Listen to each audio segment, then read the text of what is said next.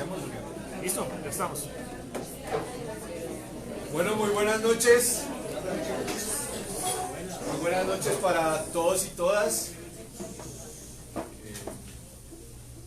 Bienvenidos a esta tertulia llamada Café Esperanza, que organizamos especialmente con Víctor Gaviria y con otros amigos y amigas, y que ha tenido siempre como uno de sus propósitos fundamentales,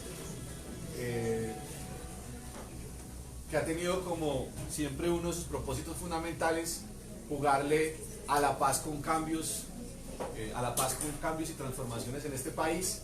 Y hemos debatido a lo largo ya casi de 2 años que llevamos haciendo esta tertulia sobre diversos temas. Hace un mes nos preguntábamos sobre si existía o no existía una posible crisis en la izquierda o en las izquierdas colombianas. Nos acompañó en ese momento Yesenia Arteta, Juana Fanador y Sara Tufano. Hemos tenido invitados de diverso orden, el propio Gustavo Petro ha estado aquí también con nosotros. Y el día de hoy nos convoca una pregunta que consideramos muy importante, y esa pregunta es: ¿qué pasa con la paz? Y nos preguntamos qué pasa con la paz a más de 2 años de la firma del acuerdo final entre las FARC-EP y el Estado colombiano, a propósito pues de una serie de hechos que todos y todas conocemos y que generan dudas, inquietudes, preguntas sobre lo que viene sucediendo con el país en general y por supuesto con la paz en términos globales, pero también con la implementación específicamente del acuerdo de paz. Para mencionar algunos de los hechos que ustedes, insisto, conocen, pues vimos un video donde Iván Márquez, Jesús Santrich y un número significativo de anteriores integrantes de las FARC-EP pues anuncian que debido al incumplimiento del acuerdo pues vuelven a las armas, ¿cierto? Vemos también un comunicado de las autodefensas gaitanistas donde plantean su disposición a un diálogo político, donde plantean también la importancia del cumplimiento de los acuerdos. Vemos también un video que se ha viralizado estos días donde un soldado, digamos, muy compungido, pues cuestiona sobre el desarrollo mismo de la confrontación armada. Una entrevista que sale en el semanario Voz a Pablo Beltrán, como jefe de la Comisión Negociadora del Ejército de Liberación Nacional, que se encuentra en La Habana. Y también hay que decir pues muchas iniciativas ciudadanas, políticas y organizaciones sociales que plantean la importancia de seguir adelante, entre ellos pues una aglutinación que consideramos muy importante como lo es Defendamos la Paz. Entonces, para debatir un poco sobre qué pasa con la paz en general, qué pasa con la implementación del acuerdo de paz, tenemos 3 invitadas de lujo. Contamos con la presencia de Carolina Jiménez. Ella es politóloga de la Universidad Nacional de Colombia, la Nacho.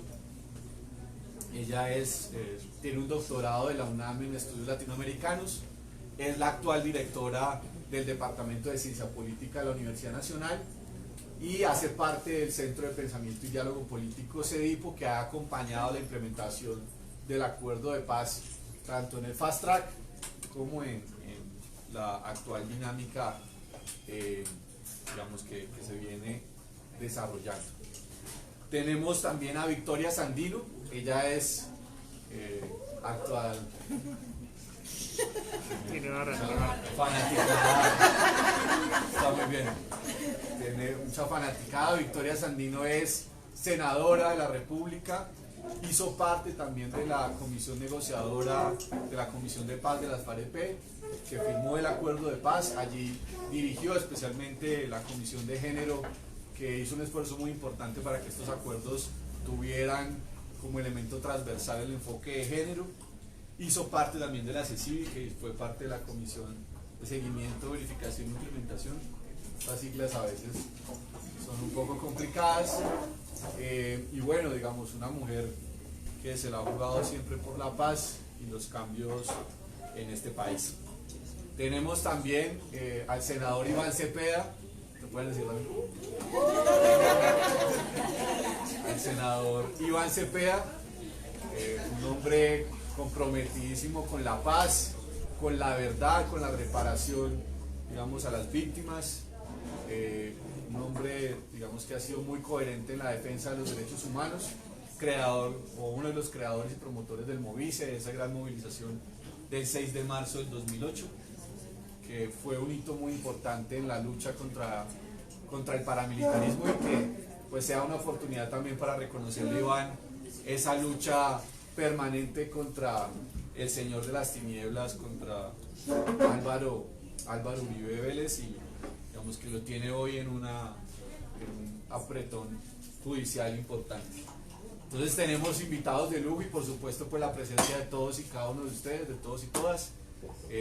La dinámica siempre del Café Esperanza es un poco que los invitados pues puedan hablar, puedan compartirnos sus opiniones, y que ustedes también puedan, digamos, opinar, preguntar, decir. La idea de este café no es como simplemente tertuliar y ya, sino que aquí, digamos, también nos sirva para que desde cada uno de los espacios en los que estamos nosotros y nosotras podamos hacer algo para hacer que las cosas cambien en este país y para defender la paz, por supuesto, ¿cierto?, de todos los que, digamos, les conviene y quieren la guerra en Colombia.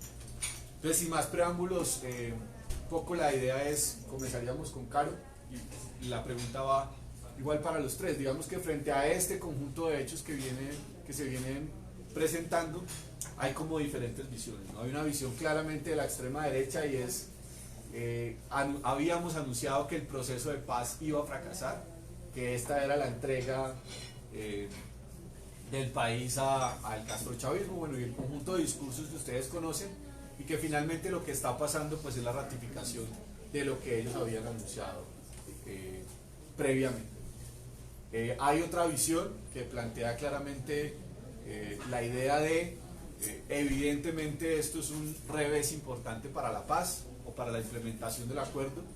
Sin embargo, hay unos hechos muy significativos en términos de las dimensiones políticas del acuerdo, el número mayoritario, claramente mayoritario, de los militantes del partido de la Fuerza Alternativa Revolucionaria del Común, que a pesar del incumplimiento evidente del gobierno y del Estado colombiano, se le siguen apostando al acuerdo de paz. Y también, digamos, una visión, digamos, desde los sectores alternativos y de izquierda, que pues también plantean que esto es producto fundamentalmente del incumplimiento del gobierno y del Estado, y que pues de alguna forma también las limitaciones del acuerdo se habían advertido plenamente. Entonces, como un primer inicio de cómo están viendo ustedes la cosa, qué valoración hacen del momento y qué podemos decir. Empezamos con Carlos. Bueno, buenas noches. Buenas noches. Agradecerle a David la invitación. Yo creo que es importante, aunque todos los que estamos, digamos, reunidos, creo que de uno u otro modo hemos venido acompañando la implementación de los acuerdos de paz, situar en lo que estamos, y en lo que estamos no desde el año que lleva un poco más el gobierno de Duque, sino desde lo que ha sido el proceso de implementación en su conjunto. Y creo que hay que señalar que en efecto hay un incumplimiento sistemático por parte de la institucionalidad estatal, particularmente de la esfera del ejecutivo gubernamental, frente a lo que se acordó en La Habana. Cuando uno hace un recorrido del primer año, que sobre todo en las grandes fuerzas se concentraron en el tema normativo, en efecto la deuda normativa es significativa. Creo que los estudios de seguimiento que se han venido haciendo no son justos en mostrando la deuda normativa, porque en efecto pues se emitieron una serie de decretos y demás, pero los asuntos fundamentales en términos de reformas constitucionales no salieron adelante. Quizá el punto más diciente es el punto 2 de los acuerdos de paz en términos de la apertura democrática. Ahí habían dos asuntos fundamentales en términos de una reforma política que realmente generara unas condiciones institucionales más favorables para las fuerzas políticas alternativas para jugar en condiciones democráticas, y no fue posible. Y eso empieza a visibilizar, digamos, qué tanto podemos hacer rediseños institucionales por la vía, digamos, del Congreso existente con las normas existentes. Y por supuesto las circunscripciones especiales transitorias de paz, que creo que simbólicamente eran muy importantes porque implicaban una medida de reparación territorial. Reconocer que no solo hay un problema de víctimas de poblaciones, sino de víctimas de territorios que están subrepresentados políticamente. Entonces yo quisiera hacer un énfasis en que el incumplimiento se da desde el gobierno de Santos, porque a veces en efecto estamos situados en un espacio tan brusco como es el de Duque, pero viene un incumplimiento sistemático que posteriormente, esto puede ser un poco técnico, pero creo que es necesario señalarlo. El plan marco de implementación empieza a visibilizar un primer asunto que en el CETIP hemos insistido, y es una paz que está desfinanciada. Es decir, de lo que se había sugerido, más o menos el 25% es lo que se termina estableciendo que va a valer, con un elemento adicional, y es que el acuerdo contemplaba 10 años y el plan marco plantea 15 años, es decir, recursos más poquitos anualmente. Entonces yo creo que es importante señalar esos dos asuntos.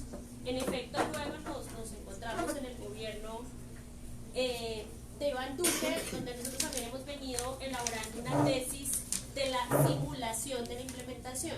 Es importante señalarlo, ¿por qué? Porque si ustedes ven el informe que sacó Archila en agosto, pues un lector inadvertido dice, no, pero el gobierno está avanzando significativamente, pero realmente lo que se advierte es, por una parte, creemos nosotros, que se ha abandonado una política de Estado, y la política de paz con legalidad, donde la legalidad implica seguridad y justicia, es un desconocimiento de ese sentido de seguridad integral que perseguía el acuerdo final.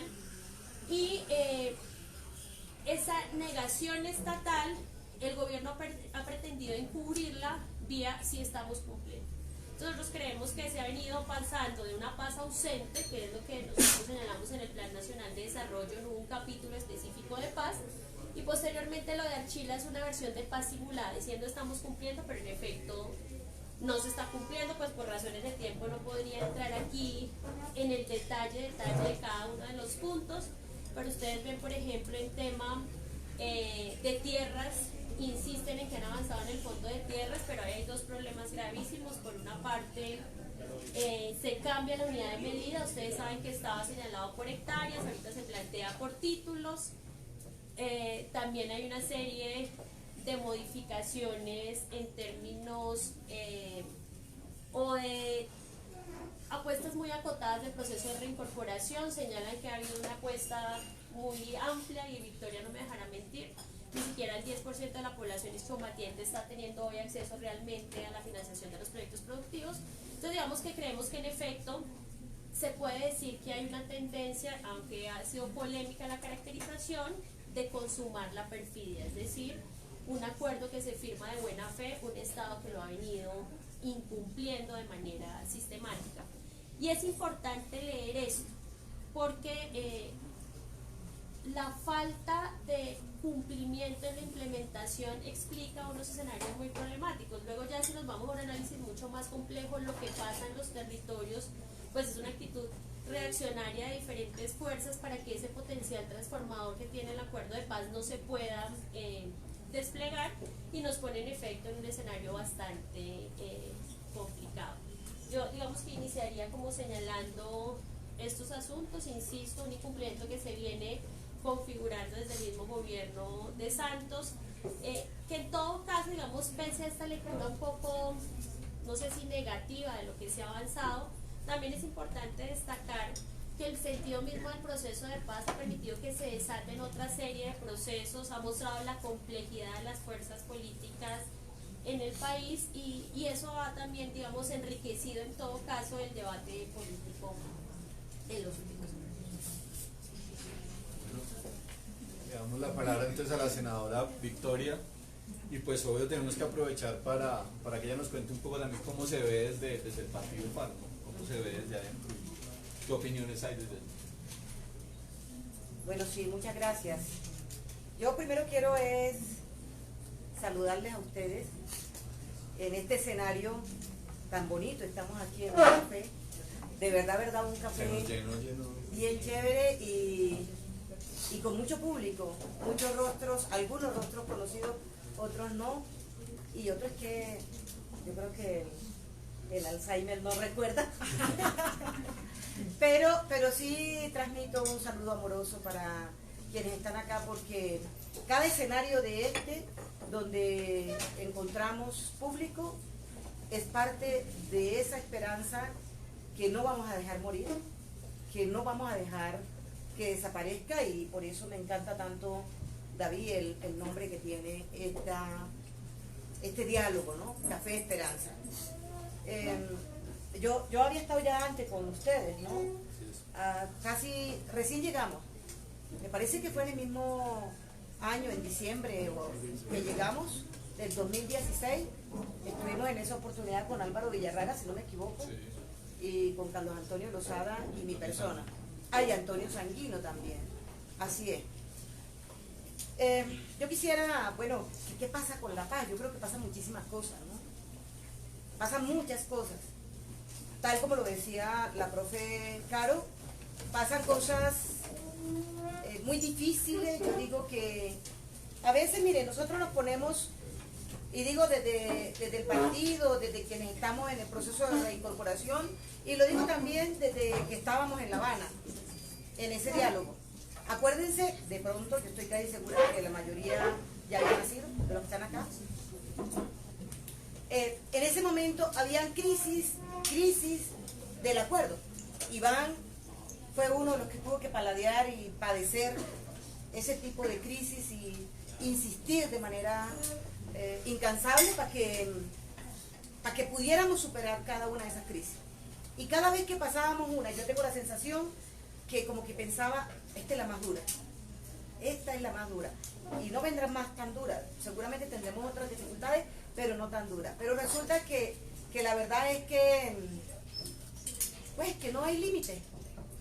Así son los procesos, creo yo, los procesos revolucionarios, las luchas, las apuestas del movimiento social, de la sociedad, cuando quiere salir de ese continuum de violencia, si podemos decir, que ha vivido Colombia, pues seguramente vamos a tener que enfrentar muchísimas crisis más, y esta lamentablemente es una de las más dolorosas desde mi perspectiva personal. Y lo digo que es la más dolorosa porque yo compartí con Iván Márquez, con Jesús Santrich, que estuvieron y estuvimos en la mesa, y nosotros reconocemos que el espíritu de este acuerdo lo pusieron estos dos señores. Y yo conozco, porque lo trabajamos día y noche, conozco de la apuesta y de la esperanza por la paz que tenía Iván, particularmente. Un soñador incansable frente a este tema. Entonces, por eso me duele que no haya sido suficientemente consecuente, y lo digo desde mi punto de vista, lo digo con mucho respeto, no haya sido suficientemente consecuente para darse la pela definitiva por la paz de Colombia. Y esta sensación está en todo el territorio realmente.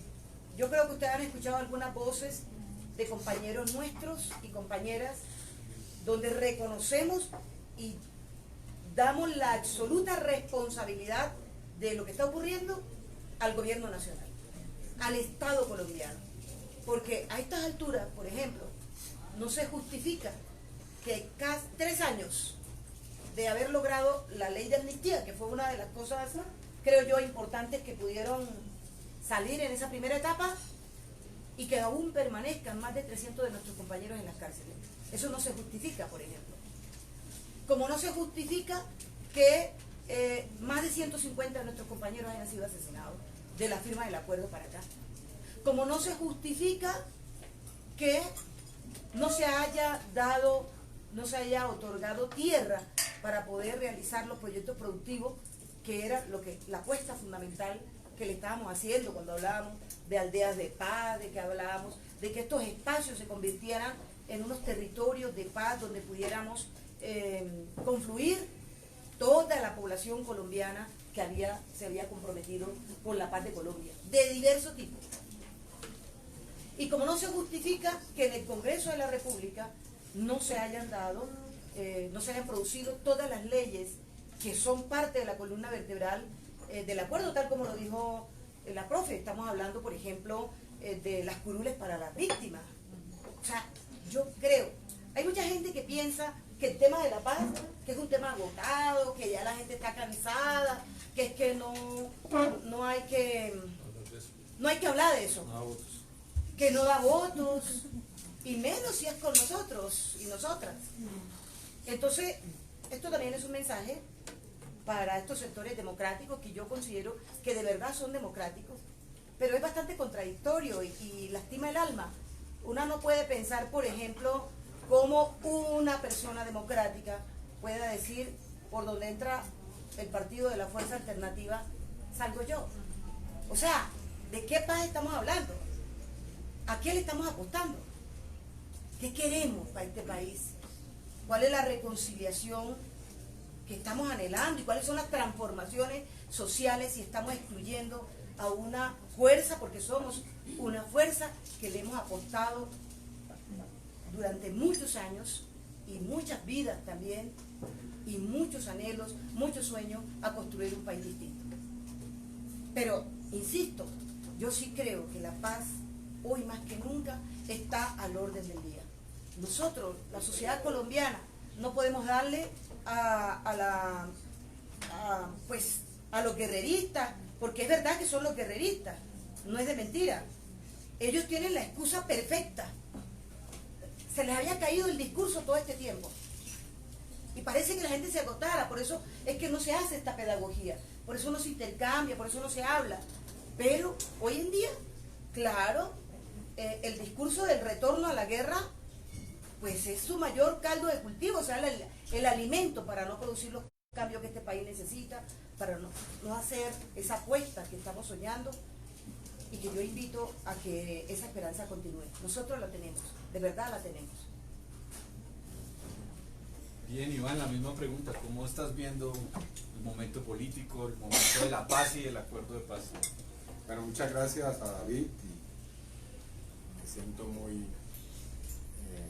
a gusto en esta mesa, las distinguidas panelistas.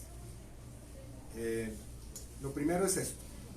Yo creo que, partiendo de lo que decía Victoria ahora, la paz es y seguirá siendo el problema central de nuestra sociedad hasta que no resolvamos el cúmulo de conflictos armados, violentos, mediante transformaciones sociales, políticas y culturales de fondo. Es una ilusión vana que se cultiva desde sectores negacionistas, intentar evaporar este esfuerzo que hemos hecho durante los últimos 6 años, por decirlo menos. Y creo que reafirmar esa centralidad es fundamental hoy. No podemos mirar hacia otro lado. Hasta que no resolvamos este problema, no podremos pasar a otros asuntos o poner en el centro de nuestra vida social otros asuntos. Y creo que es el momento de decirlo muy claramente, como también es el momento de decir que hoy hay que reafirmarse en que no se puede hacer ningún tipo de concesiones a la opción armada. Llámese levantamiento en armas, llámese política de seguridad, llámese intervención militar en otro país. Es el momento de un pacifismo, si ustedes lo quieren, radical, o de una opción no violenta radical, que pueda mostrar que esto que estamos enfrentando es parte de esa gran confrontación que se vive como parte de una transformación que estamos intentando conseguir y afianzar en la sociedad colombiana. En segundo lugar, yo creo que es el momento también de hacer un alto en el camino y plantearnos cómo hemos evaluado esto. Yo creo que la discusión ha sido todavía parcial. Aquí el problema no es de incumplimientos o cumplimientos simplemente de un acuerdo, sino de los ataques que se han hecho de manera sistemática contra el proceso de paz. Me llama la atención que eso desaparece, como si el problema fuera simplemente medir hasta dónde se han producido o no normas, hasta dónde se han producido o no políticas públicas, y se deja de lado los formidables ataques que ha recibido el proceso, cuya expresión más obvia, más evidente, es el asesinato sistemático de líderes sociales y lideresas sociales, como también de exguerrilleros y exguerrilleras, pero cuya dimensión oculta son los planes que se han hecho sistemáticamente para acabar con el acuerdo. Y en eso la responsabilidad tiene nombres propios. En eso hay responsabilidades que no voy a mencionar aquí, ustedes las saben bien, nacionales y extranjeras, de atentados que se han hecho en forma absolutamente artera contra el proceso. Y eso es fundamental decirlo. Yo voy a mencionar un hecho que, por ejemplo, ha pasado absolutamente de agache e intrascendente. En los últimos días del gobierno Santos se estuvo a punto de lograr la desmovilización, la desestructuración de los grupos llamados Clan del Golfo. Estuvo eso cocinado, tenía fecha, incluso el momento en el cual más de 1000 integrantes de esa organización iban a entrar a guarniciones militares que estaban ya determinadas para entregar sus armas. Y se atravesaron las fuerzas que no quieren que esa gente llegue a una condición distinta y comience a hablar sobre lo que sabe, sobre sus nexos con las fuerzas militares, por ejemplo, con la policía, para que eso se impidiera, y lo lograron. Como lograron también echar abajo el segundo cese bilateral de hostilidades con el Ejército de Liberación Nacional, que hubiera podido, estoy seguro, impedir por lo menos ese atentado criminal que ocurrió en la escuela de cadetes de la policía. Así que aquí las fuerzas contra la paz han actuado de una manera absolutamente soterrada, y las fuerzas que estamos defendiendo la paz, el acuerdo de paz, el proceso de paz, creo que nos ha faltado decir. Aquí ha habido planes muy graves para que esto no se haga posible. Y han fracasado. Con esto termino. Han fracasado. Han fracasado, no han podido destruir el acuerdo de paz, no han podido destruir el proceso de paz. La imagen de matador de esa paloma que está siempre tan lisiada, herida, golpeada, bueno, sí, ese es el proceso de paz, graficado de una manera bastante caricatural, pero cierta. Pero es un proceso que ha resistido, y que ha resistido todos esos golpes, y que hoy está ahí, y que debemos repensar hoy. Debemos repensar en cómo seguirlo desarrollando. Bien, hablando con Víctor y con algunos otros amigos y amigas quienes organizamos esta tertulia, también nos parecía importante, claro, hablar de los incumplimientos que existen, ¿cierto? Pero consideramos nosotros y nosotras que el acuerdo de paz ha tenido unas consecuencias políticas importantes para el país. Seguramente sin la firma del acuerdo de paz no existirían los 8 millones de votos de la segunda vuelta. Seguramente todo esto, el ambiente de discusión política que se vive hoy en una generación especialmente de jóvenes, hombres y mujeres, muchas presentes el día de hoy acá, el mismo hecho, lo que genera el estatuto de oposición, que las fuerzas políticas tengan que asumirse de oposición, independientes o de gobierno, lo que eso genera en las movidas políticas del país, nos parece que valdría la pena también preguntar por eso, o sea, cuáles son como los efectos políticos del acuerdo de paz.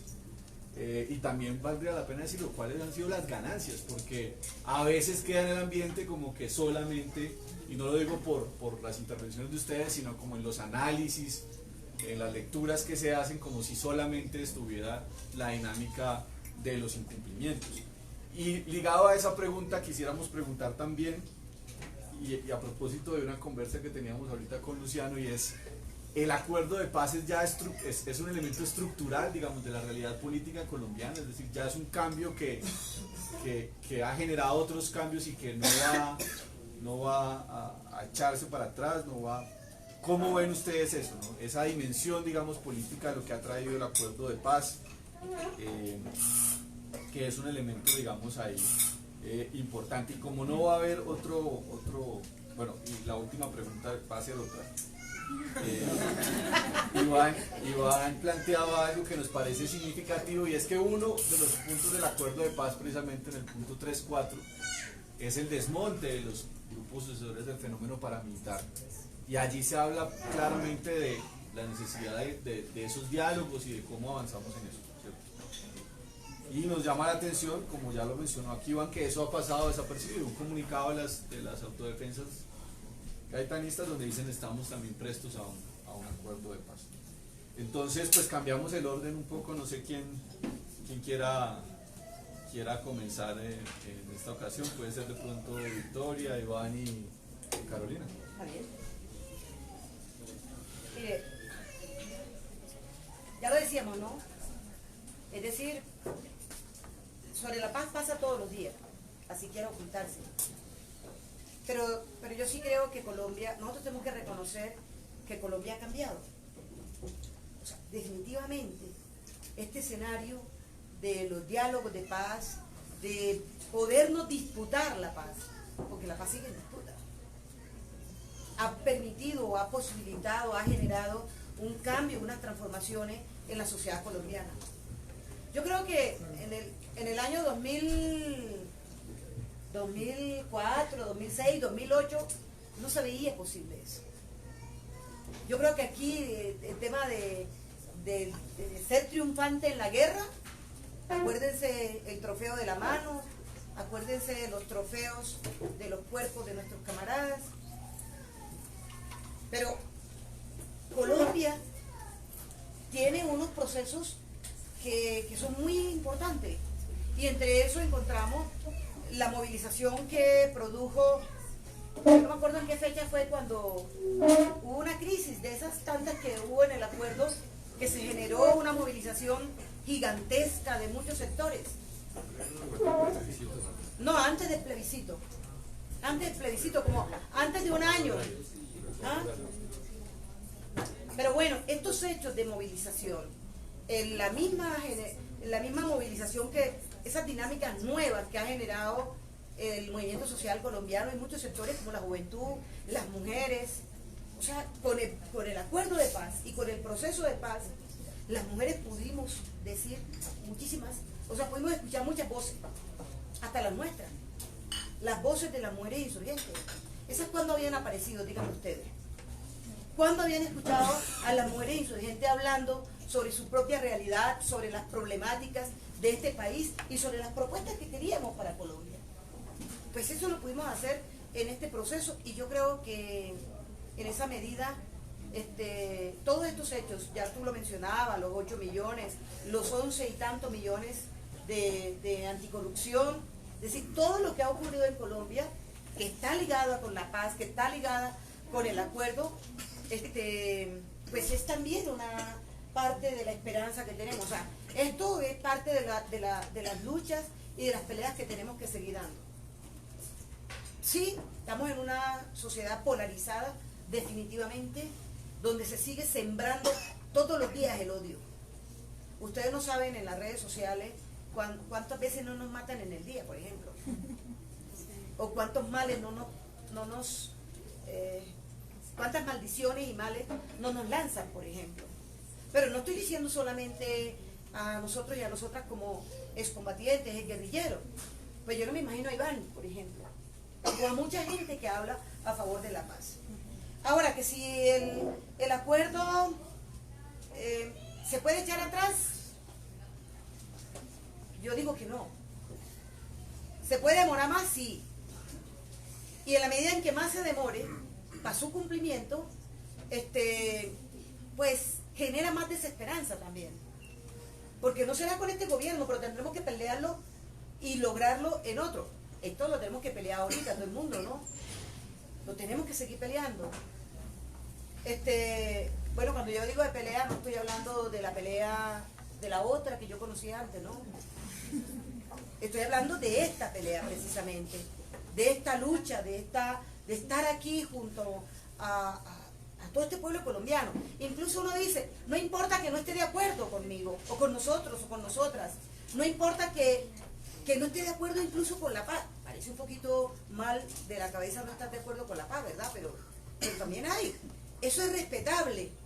El tema es cómo logramos que podamos encontrarnos todos y todas las colombianas para producir las transformaciones que este país necesita. Y otra cosita, esa pasa por esas transformaciones básicas, de necesidades básicas que tiene la gente, porque no podemos dejar de hablar de eso. O sea, que en los territorios rurales, que la gente no tenga agua potable, que la gente no tenga vías, que la gente no tenga vivienda, que no tenga servicios públicos garantizados, energía, no tenga conectividad, esto que ahora parece como tan pegado a la sociedad, el tema de la internet, de las TIC y todo eso. Yo lo conocí en el 2013 y duró un año para ingresar a navegar, como dicen ustedes, en la nube. Pero la nube es la que hablan de las redes, no de otras nubes. Entonces, de verdad, creo yo que lo que está en el acuerdo tampoco es una cosa que digamos que es trascendental, que es la revolución. Estamos hablando de unos cambios mínimos, de unas bases mínimas para producir esos cambios en esta sociedad colombiana, y en esa medida creo yo que esta apuesta tiene que ser definitiva para avanzar en justicia social, en democracia, en derecho a la vida, en bienestar para las grandes mayorías y en última en felicidad, porque yo creo que eso es lo que queremos, ¿no?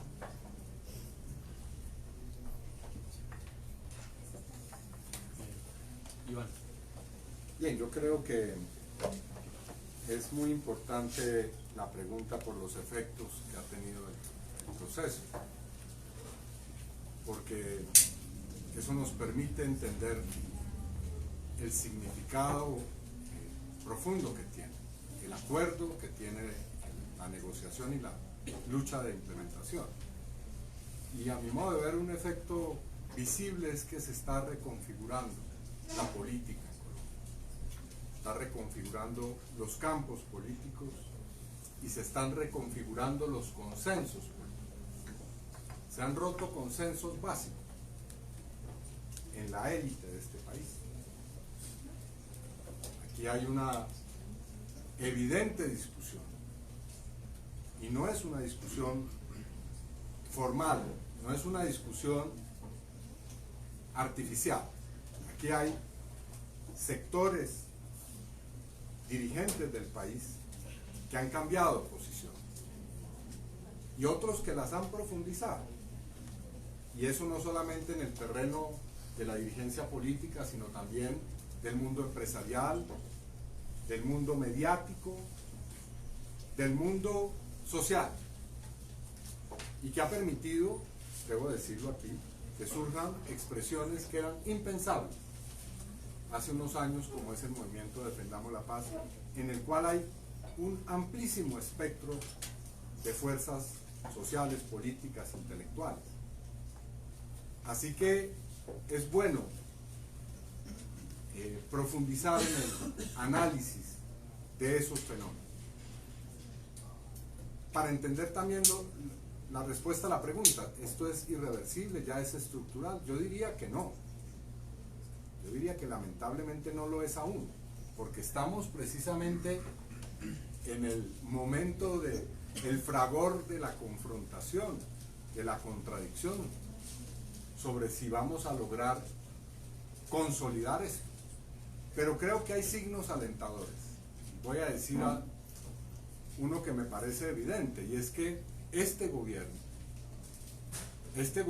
que ha sido esencialmente ambiguo, lo voy a decir de una manera bastante eufemística, bastante ambiguo con relación a este asunto, no ha podido desarrollar una agenda contraria o totalmente contraria al proceso en 3 registros por lo menos. En la idea de negar o de volver al relato de la negación del conflicto armado, de la violencia, de la verdad histórica. No lo ha podido hacer. Ha puesto ahí a un director de una institución, pero no ha podido hablar muy duro. No ha podido hablar muy duro porque cada vez que habla, inmediatamente sale mucha gente. No son las víctimas solamente, ni las organizaciones de derechos humanos. Mucha gente sale a decirle, no, eso ya estuvo bueno. Ahora el problema no es negar o afirmar que hubo un conflicto, sino es esclarecerlo totalmente. En segundo lugar, no ha sido posible imponer la política de seguridad democrática nuevamente. Por lo menos, no como se ha querido. La primera noticia de que se podrían volver a presentar falsos positivos ha despertado realmente un escándalo nacional e internacional. E igualmente, con relación a lo que este gobierno ha pretendido llevar a cabo con relación al propio proceso, yo creo que esa idea de ni trizas ni risas, bueno, las risas creo que han sido más que las trizas, si es esa la metáfora, o si es esa la metáfora que se quiere emplear. Yo creo que es posible, incluso en este gobierno, seguir implementando normativamente el acuerdo. Y por otras vías, creo que también es posible desarrollar nuevas formas de implementación del acuerdo, de apelar a las autoridades locales, como lo hemos dicho. Es necesario desarrollar una forma de implementar el acuerdo que no dependa del gobierno central. En eso coincido con una tesis que ha expuesto, entre otros, Viva la Ciudadanía. Creo que es necesario desarrollar la implementación del acuerdo por vía judicial, por reclamar que el acuerdo es ya parte de la normatividad y de la constitución de este país, y que puede ser efectivamente reclamado por los ciudadanos y por las víctimas y por todo aquel que sienta que su derecho fundamental a la paz es desconocido, por vía judicial, para que los jueces de este país ordenen implementar el acuerdo. Así que, a mi modo de ver, de esos factores, y muchos otros, por supuesto, muchos otros que tienen que ver con la estructuración de un programa político de fondo. Es decir, este problema no es simplemente implementar el acuerdo, aquí tenemos que pensar un proyecto mucho más global. Yo no me voy a exceder en el uso de la palabra para decir eso, pero tenemos obviamente que en ese registro, más allá de vanagloriarnos de lo que hemos avanzado, pensar cómo realmente hacemos que el acuerdo, el proceso y otros procesos se conviertan realmente ya en absolutamente irreversibles. Profe. Bueno, yo quisiera señalar 3 ideas gruesas recuperando un poco lo que plantea la senadora Victoria y el senador Iván. Y la primera idea es que en efecto yo creo que es importante distinguir entre la implementación del acuerdo final y lo que ha permitido que se desaten los territorios. En efecto, el proceso de paz no es estrictamente la implementación, aunque yo soy una convencida de que hay que hacerle un seguimiento sistemático, digamos, a la implementación. Y en eso que se ha venido desatando, yo quisiera destacar 3 ideas muy gruesas, porque digamos no alcanzo a desarrollar con suficiencia, pero que me parece importante. La primera que quisiera destacar es como la visibilización del tipo de fracciones y de clases dominantes que ordenan y que dinamizan el Estado colombiano. Yo creo que esto es muy importante porque en todo caso han mostrado que hay unas fracciones de las clases dominantes que le siguen apostando a la vía de la dominación y de su incapacidad de construir realmente un proyecto hegemónico. Y yo creo que hay que señalarlo aquí y recupero aquí el concepto de Gramsci de hegemonía, de que la hegemonía implica consenso y coerción, y esos sectores de la clase dominante no logran construir un proyecto que genere consenso, y hay que sigan apelando profundamente a la coerción.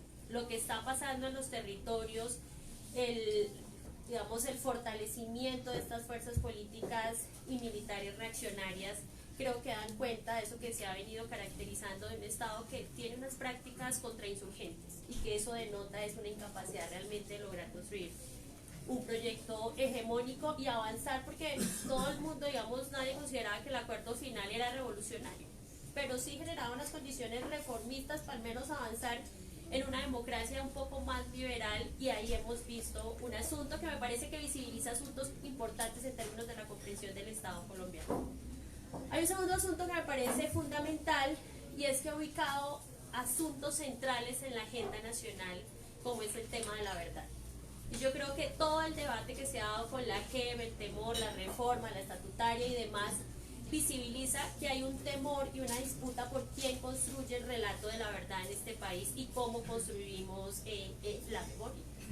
Y lo que se visibiliza es que se quiere una verdad recortada o se quiere construir una narrativa del conflicto que realmente no permite identificar qué es ese orden social vigente y los actores que se benefician de ese orden social vigente, los que son fundamentalmente responsables de la guerra que hemos vivido en estas décadas, y me parece que eso es una ganancia enorme, porque la gente ha tenido que ponerse a pensar qué es eso de la verdad, por qué no, por qué recortar, por qué no van, y creo que ese es un asunto fundamental.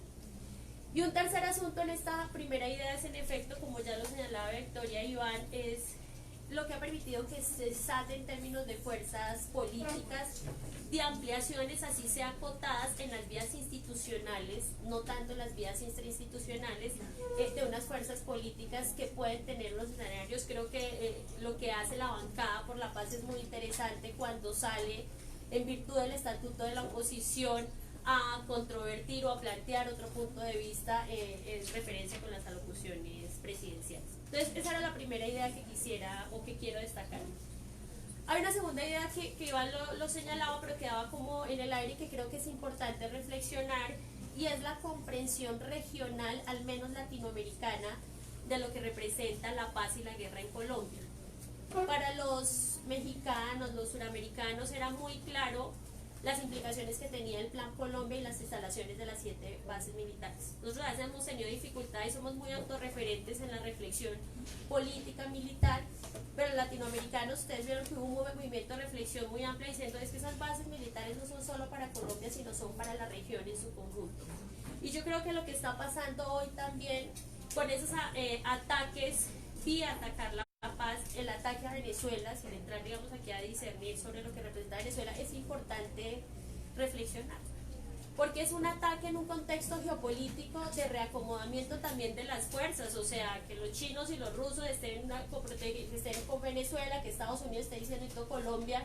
Entonces, esta paz y este acuerdo en América Latina se está discutiendo por las implicaciones y las amenazas que implica hoy también ponerle un freno, porque la paz en Colombia hay que leerla en perspectiva de una paz regional, y creo que cada vez más la región ha venido valorando ese asunto.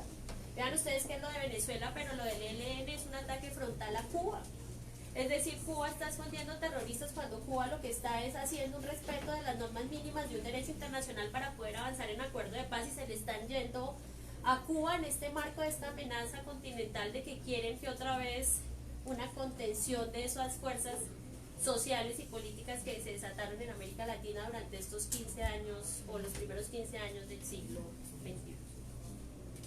Y un tercer asunto, frente a la pregunta si es irreversible o no, yo no sé si la discusión es si es irreversible o no, pero yo creo que el acuerdo final sí ha marcado un punto de inflexión en este país. Y es un punto de inflexión que ha logrado visibilizar asuntos, que ha logrado poner en el terreno una serie de discusiones que creo que difícilmente hoy podría decirse aquí no pasaron estos 6 años, estos 4 años de lo que ha sido el proceso de paz. Porque ha puesto cosas en la agenda pública, pero también ha permitido que se desaten asuntos en los territorios, y visibilizando asuntos que antes estaban muy soterrados, incluso permitiendo que se visibilicen otra serie de conflictividades territoriales que me parece importante. Entonces yo creo que lo que ha pasado en el país en estos últimos años ha sido un punto de inflexión muy importante que empieza a configurar, y que creo que aún hoy, transcurrido 3 años de la firma, es difícil que nosotros podamos ver el mapa de todo lo que esto ha implicado. Pero creo que en unos años podríamos ver el mapa con más tranquilidad y nos vamos a dar cuenta que ha movido y que la sociedad colombiana se ha movido. Bueno, la última pregunta, digamos que hacemos desde la moderación para que ustedes puedan preguntar, intervenir también, y esta así un poco más corta, 4 minutos. Además todos ellos están juiciosos, llevarnos el tiempo. No, es la más jodida, y obviamente sabiendo que es una pregunta que requiere ante todo una respuesta colectiva. Y es bueno, ante todo este panorama, ante las evidentes dificultades, planes de saboteo a la firma del acuerdo, a la implementación del acuerdo, pero también, digamos, ante los efectos políticos, muchos de ellos positivos, del acuerdo de paz, pero frente a este momento, digamos, de dificultad que se está atravesando, pues, ¿qué se puede hacer? ¿Cierto?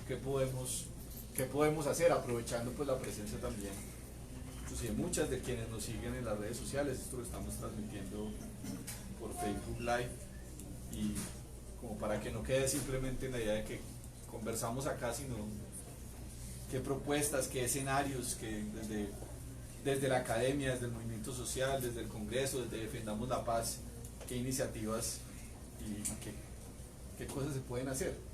Entonces, creo que empezaríamos por Iván, pasaríamos a la profe y cierra Victoria. Bueno, como es de 4 minutos son titulares apenas, entonces el primero que yo creo que debemos obviamente enfocar es que exista un gobierno en los próximos años que realice el acuerdo y una política de lo que yo denomino paz total. Es decir, el programa aquí está demostrado es que no podemos seguir haciendo la paz por segmentos, por partes. Es necesario un proyecto global y simultáneo que resuelva de una vez por todas todos los problemas.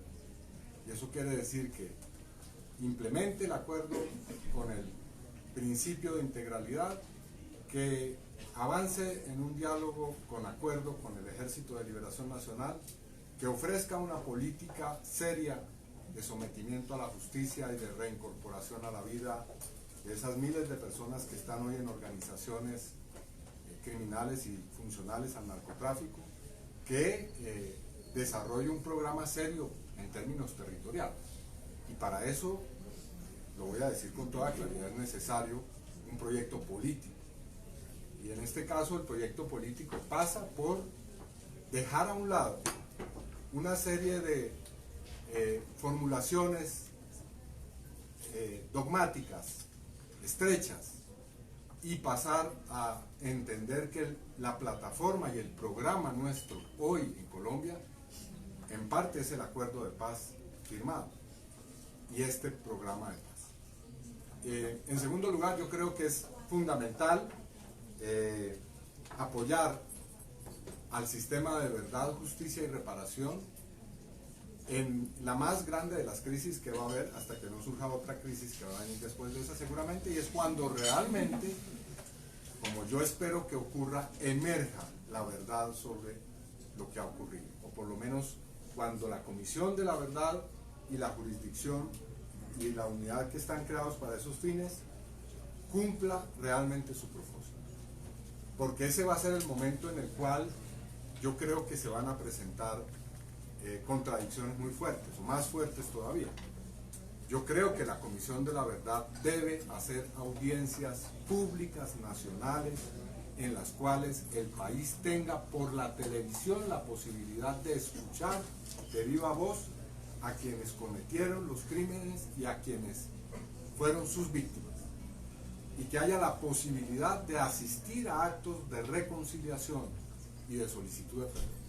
Y creo que eso hay que solicitárselo a la Comisión de la Verdad, que llegó la hora ya de poner en escena a través de la televisión, porque no creo que haya otra posibilidad distinta, esa situación que es fundamental para que se logre avanzar en ese terreno. Para decir simplemente una de las cosas. Y por último, sí rapidito, tenemos que ir a los territorios, es decir, la paz territorial no podemos construirla en diferido, ¿no?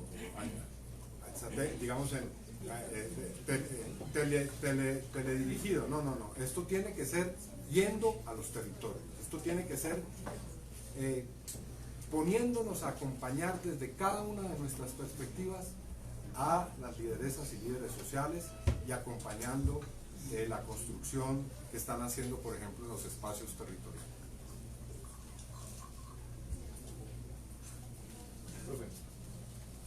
Bueno, yo creo que en la misma línea del creo que es fundamental desde los diferentes sectores, no, a mí todavía me quedan 3 minutos, de los diferentes sectores sociales exigir lo que nosotros venimos trabajando, la idea de la radicalización de la implementación del acuerdo final. Creo que pese al escenario tan problemático no podemos perder esa bandera de exigir la implementación del acuerdo final y creo que eso es fundamental. Lo segundo, y luego también un poco desde el lugar en el que más me muevo, por decirlo de alguna manera, creo que este proceso ha interpelado bastante a la academia, porque hay que decirlo, que ha habido una academia muy alejada de la sociedad, muy alejada de la formulación, de contribuir a la construcción de propuestas efectivas para resolver problemas en los territorios, y creo que ha interpelado a la academia y creo que la academia ha empezado a acercarse y hay que seguirle exigiendo a la academia, y en la academia tenemos que seguir trabajando por apostar, digamos, y aportar cada vez más al trabajo por la construcción de paz en los territorios. Hay un tercer elemento que es el enfoque del que a veces menos se habla del acuerdo, pero el acuerdo fue muy claro con todo el tema también del enfoque de participación, y creo que tenemos que seguir exigiendo la posibilidad realmente de la participación de las organizaciones sociales en los territorios para la implementación. Yo creo que acá y sigue pasando y las organizaciones se quejan, se van con las propuestas de los PED y hay una incapacidad de recuperar las agendas y las propuestas territoriales que las organizaciones, incluso en medio de la guerra más difícil, han logrado construir y han logrado mantener. Entonces a mí me parece que hay una vitalidad y un trabajo enorme en las organizaciones en todo el país. Nosotros particularmente con el grupo hemos trabajado en la región del Catatumbo y la capacidad de creación y de producción de organizaciones como Ascamca es supremamente valiosa. Entonces creo que tenemos que exigir que se recuperen, porque no es inventar cosas, la gente ya sabe qué es lo que quiere y lo está haciendo con todas las dificultades en los territorios. Y finalmente yo creo que la paz solo es posible con el movimiento popular y el movimiento social en las calles. Yo creo que es muy importante todos estos movimientos, pero el movimiento que logró que se sentaran en La Habana fue el movimiento popular. Y el movimiento popular tiene que recuperar esas banderas y dinamizar esa gran defensa de la paz. Esto no quiere decir que los otros sectores sociales está muy bien que nos sumemos, la academia, los partidos, las fuerzas políticas, pero lo que le da vitalidad y posibilidad de que podamos transformar las cosas en todo caso si es la gente moviéndose, la gente en las calles y el movimiento siguiendo empuñando las banderas de la paz. Bueno, ya me dejaron casi nada, ¿no? Pero quiero decirlo de otra manera. Estoy de acuerdo completamente en que aquí hay un asunto que es de Estado. Es decir, hay un acuerdo que está en la Constitución política y que exige el cumplimiento de un Estado. Y eso no lo podemos renunciar, no lo vamos a renunciar, y tendrá que seguir siendo acciones dirigidas justamente a que se materialice. El acuerdo establece un componente bien importante que yo creo que en este momento, como en el pasado también, pero también por aquello de la alerta, muchos creen que el tema de la paz se circunscribe solamente a la dejación de armas, y resulta que no es así, o de que hayan desarmado a la guerrilla más antigua de Colombia y casi que del mundo. Pues no es así, y ese componente es el componente internacional. Ustedes se han dado cuenta que el acuerdo contiene ese componente de manera muy fuerte, pero pareciera que hoy en día ya se dijera que no, ya pasó lo que pasó, entonces como que nos vamos retirando las agencias y Raimundo y todo el mundo. Entonces creo que ese componente es importante que siga y que haya una exigibilidad por parte de la sociedad colombiana de ese acompañamiento. En tercer lugar, es el de la sociedad colombiana, el del movimiento social colombiano, el de las distintas expresiones. Mire, uno dice el tema de la pobreza en las ciudades o de la inseguridad de las ciudades, hace parte también del conflicto. Y creo, definitivamente le apuesto, yo no sé si eso sea ortodoxo, no sé cómo le llamen ahorita, pero yo sí creo en la acción de masas, creo en la movilización social. Y esa tiene que ser un componente fuertísimo en este periodo. Pero también es válido muchos otros escenarios, ¿no?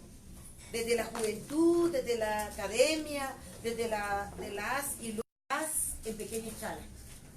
O sea, de ese nivel chiquito, allá, de la comunidad, del territorio, de la gente que ha vivido este conflicto, pero que no se visibiliza. Y otra cosa que tiene que generar movilización y acciones son los distintos sectores sociales, las voces en todos los escenarios, en la participación política. Nosotros sabemos que, y ya voy terminando, que la participación política, una reforma política y electoral, esa que está contemplada en el acuerdo, pues si eso no se da, no es posible que sectores sociales, políticos, que han estado excluidos históricamente, puedan acceder a estos escenarios de debate y de decisión, de toma de decisiones. Pues uno de esos somos las mujeres. Y creo que nos los tenemos que seguir peleando en las calles para lograrlo. Y finalmente, de acuerdo, esta paz no es una negociación ni una transacción entre dos partes. Es una responsabilidad de la sociedad colombiana y sobre todo de quienes estamos en este momento para las futuras generaciones. Bueno, entonces tienen ustedes la palabra. Vamos a dar